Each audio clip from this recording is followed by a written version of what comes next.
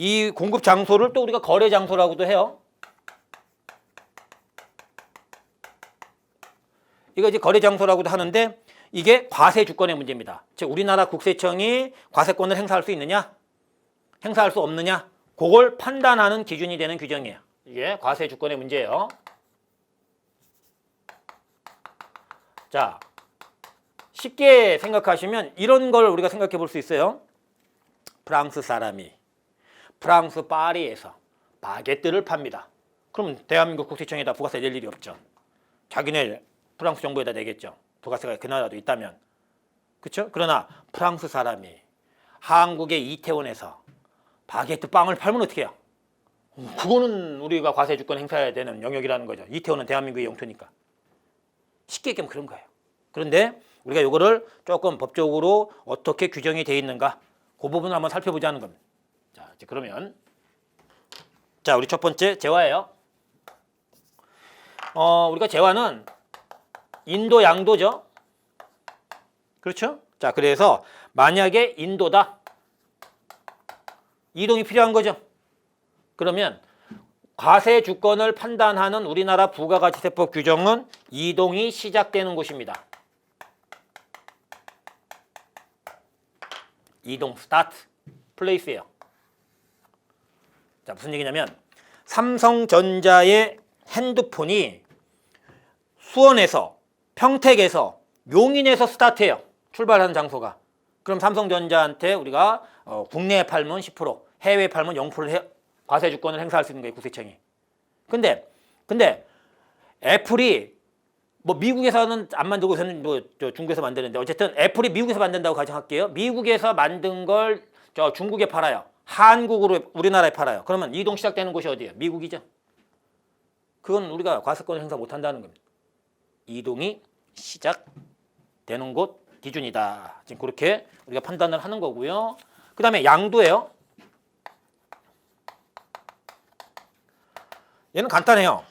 만약에 프랑스 사람이 노량진에 있는 건물을 팔아요. 미국 사람이 이태원에 있는 건물을 팝니다. 외국 사람 중요하지 않습니다. 우리나라에 있는 걸 팔았죠. 그럼 대한민국의 과세 주권을 우리가 행사해서 세금 안 내면 때릴 수 있어요. 근데 한국 사람이 두바이에 있는 빌딩을 팔아요. 미국 사람이 홍콩에 있는 걸 팔아요. 그런데 우리는 우리나라 보고 세금 내라 그래. 그러니까 공급 시기 소재지 기준입니다.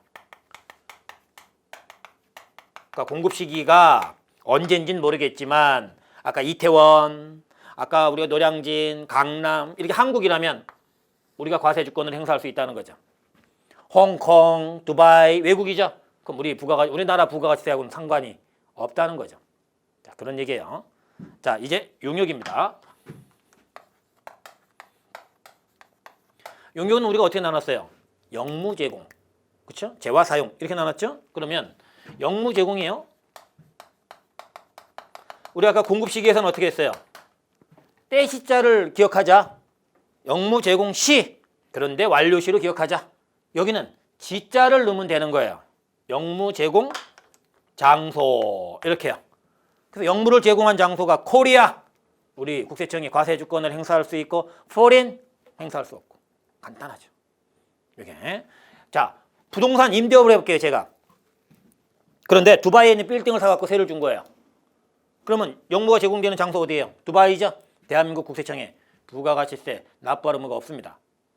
근데 제가 용산에 있는 빌딩을 사갖고 세를 주면 어떻게 해요? 그럼 당연히 어떻게 해요? 한국이잖아요. 그러면 그때는 그 부분 뭐죠? 납세금을 지는 거죠. 재화 사용, 재화 사용과 관련이 있는 거네요. 부동산 임대는. 그렇죠? 얘도 장소예요. 같이 판단하면 되겠네요. 방금 말씀드린 게 이걸로 해야 됐네. 한국에 있는 건물을 세를 줬니? 두바이에 있는 건물을 세를 줬니? 그 건물을 사용하는 게 재화 사용이니까. 그렇죠? 어쨌든 재화 사용지, 영무 제공지. 이게 한국이면 과세 주권을 행사할 수 있고 한국이 아니면 과세 주권을 행사할 수 없구나. 자, 이제 그런 건데 이번엔 국제 운송이에요. 자, 용역 쪽에서 우리가 조금 조심할 게 국제 운송이에요. 자, 이제 이 국제 운송은 우리가 좀 조심을 해야 되는데 여기 거주자 내국법인입니다. 거주자라는 용어는 경제활동을 주로 한국에서 하는 개인이라는 겁니다. 소득세법에 우리나라에 이제 주소가 있으면 보통 거주자거든요. 내국법인은 우리나라에 본점이 있으면 내국법인이고요. 주된 경제활동을 한국에서 한다는 거죠. 그렇죠? 그러면 지금 이쪽은 항상 우리 과세주권이 미치는 걸로 봅니다. 항상 과세주권이 미치는 걸로 봐요. 그래서 여기는 과세주권 미친다. 근데 여기다가 뭐 가로해 놓으면 always, 항상. 그렇게 생각하시면 편해요.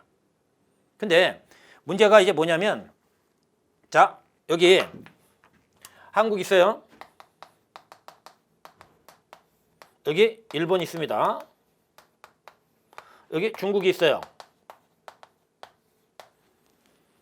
아시아나라고 해볼게요. 아시아나. 비행기 얘기하는 거예요. 비행기.